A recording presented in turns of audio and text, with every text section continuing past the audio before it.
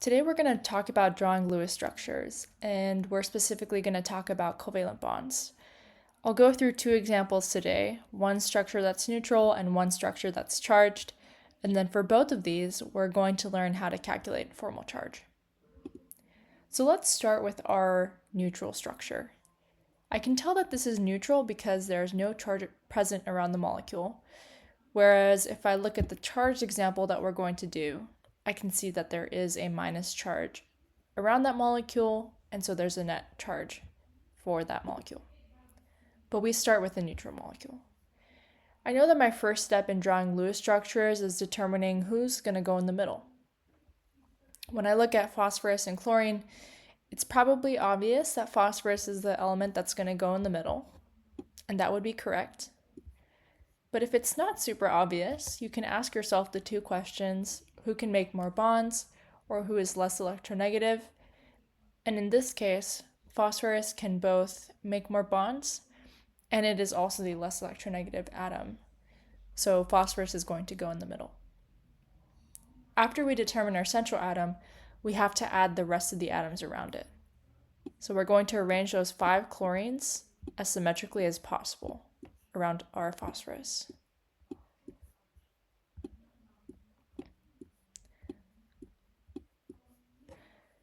Now we need to connect everything with a single bond. And I know that none of my chlorines are making bonds with each other. They're only making bonds with my central phosphorus. And so I'll go ahead and arrange it like that. After we connect everything with single bonds, we need to go ahead and complete our octets. So let's start with this chlorine. I look at how many electrons are already surrounding the chlorine, and I can see that there's only 2. If I only have 2 electrons, I know that I need to add 6 more to make 8. And so I'm going to go ahead and add 3 lone pairs. So that's 1, 2, 3. And if I count how many electrons I have around that chlorine, I can see that there's 2, 4, 6, 8. Good, so we completed the octet for that chlorine. And I can see that my other chlorines look just like that one, so I'll need 3 lone pairs there as well.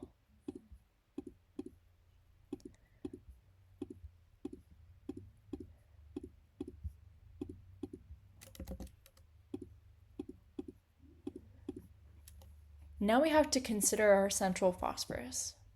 So let's count how many electrons are surrounding that phosphorus. There's 2, 4, 6, 8, 10. Now we have to look at our Lewis structures guide to remember what happens with elements that are in periods 3 or below. Well, phosphorus, we know, which is in period 3, it can expand its octet, meaning that it can have more than 8 electrons surrounding it. And so the rule is that if there are already more than 8 electrons surrounding it, we just go ahead and leave it alone. We're not going to add any more lone pairs. And so that phosphorus is already good on the amount of electrons that it has.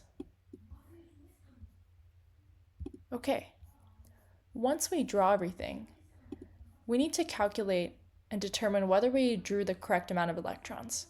Because we know that electrons can neither be created nor destroyed. We only have as many as we started with. And so I should calculate how many electrons I started with, and then I'll calculate how many I drew, and hopefully those two numbers are the same. So to calculate how many electrons you started with, you need to add up the amount of valence electrons that each atom brought into the bond before any bonding happened. So just straight off the periodic table, how many valence electrons does each of these atoms have? Well, I know that phosphorus has 5. I know that this chlorine came in with 7. That chlorine also came in with 7, right? And I can keep adding 7 5 times because there are 5 chlorines. If you want to shorthand, you don't have to write plus 7 5 times, because I know that I can just do 5 times 7, and that's going to summarize what I wrote out here.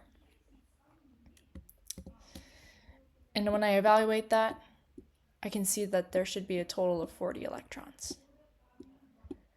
So before any bonding happened, there were 40 electrons present in our system. And so after bonding, there should also be that same amount. So let's count. Do we have 40 electrons? Well, let's see. 2, 4, 6, 8, 10, 12, 14, 16, 18, 20, 22, 24, 26, 28, 30, 32, 34, 36, 38, and 40. Okay, great. So the total amount that I have drawn is equal to the total amount that I started with. So that's the structure of PCl5. Now I want to take a moment to talk about formal charge. And I'm going to show you how to calculate formal charge using what I call the things around it method. So let me draw PCl5 again, and I'm going to show you how to calculate the formal charges of each of these atoms. Let me fix those 2 electrons at the top because they're quite messy. So how do I calculate formal charge? Well, the formula that I like to think about is this. That formal charge is equal to the number of valence electrons minus the things around it. Valence electrons minus the things around it. Okay, what do I mean by that? Let us start with our chlorine. So I want to calculate the formal charge of this chlorine. Well, I know that based off the periodic table, that chlorine comes in with 7 valence electrons. So I'll write 7. And then I want to go ahead and count the things around it. So let's count. There are 1, 2, 3, 4, 5, 6, 7 things around it. 1 line and 6 dots. So if there are 7 things around it, we'll go with 7 minus 7. And I see that I have a formal charge of 0. Okay, that's good. Let's do it for phosphorus as well. I look at my phosphorus, and I want to calculate how many things are around it. So I know that it comes in with the formal charge, valence electrons of 5. So I'll do 5 minus, let's count. There are 1, 2, 3, 4, 5 things around it. Okay.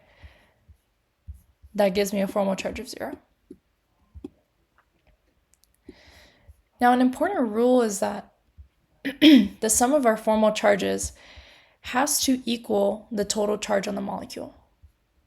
So, if I were to calculate the total charge, or the sum of the formal charges, it would be 0 plus 0 plus 0 plus 0. All the chlorines have a formal charge of 0, and that phosphorus has a formal charge of 0 as well. And so I get a total charge of 0, which is important because I have a neutral molecule. And so that's why I said the 2 checks that you can do with drawing Lewis structures is you should calculate the total amount of electrons, and you can also calculate the sum of the formal charges and see whether it gives you the net charge, which in this case is 0.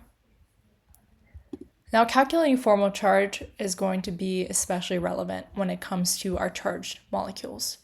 So let's go ahead and see if we can draw these charged molecules.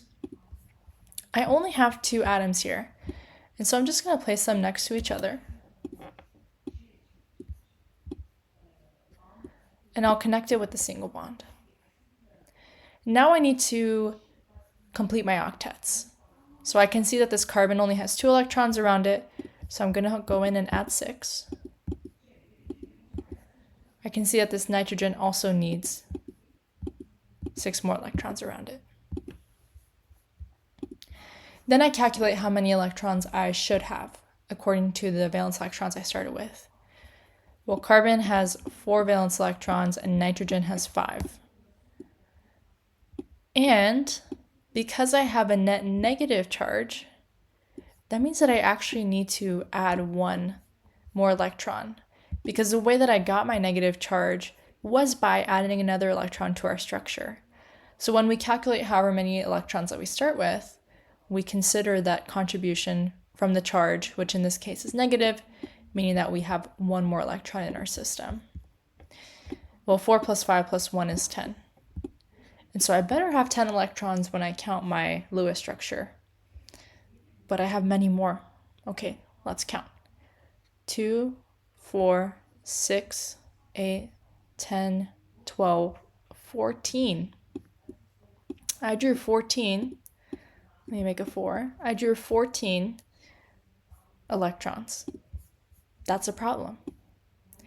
Now, if you go to our Lewis structure guide, we know that if we have too many electrons, that means that we need to make a double bond or a triple bond. So let's make some bonds. How do I do that?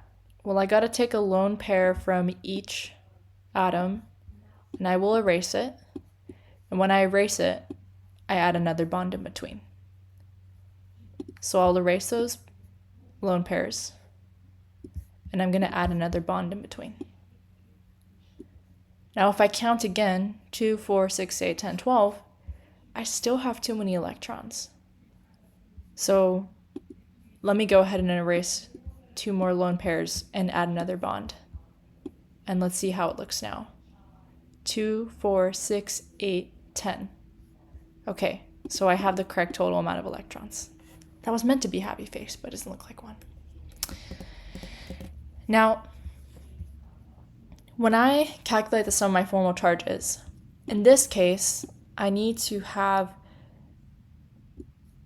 a total sum being -1. Otherwise, I did not draw the correct structure. So let's check. Let's calculate the formal charges of each of our atoms and let us see if we did get a formal charge, a total sum that is -1.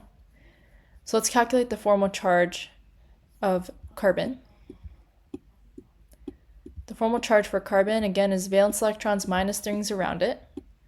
So carbon comes in with 4 valence electrons. And how many things are around it?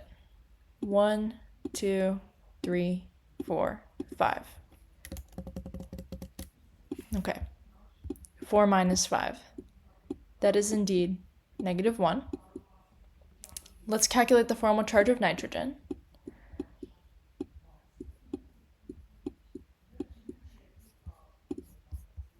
One, 2, 3, 4, 5. There are 5 things around it. Nitrogen comes in with 5 valence electrons, and then minus the 5 things around it, that gives me 0. So when I add up all my formal charges, I want to add up this number to this number. So I get -1 plus 0, and that gives me -1. So because I have the correct total amount of electrons drawn, and I also have the correct formal charge, I'm confident that this is the correct drawing. Now, the last thing you need to do when you're drawing charge structures is you want to actually go in and add that total charge around it, again with the brackets. So there we go. That is a structure of, this is cyanide, Cn-.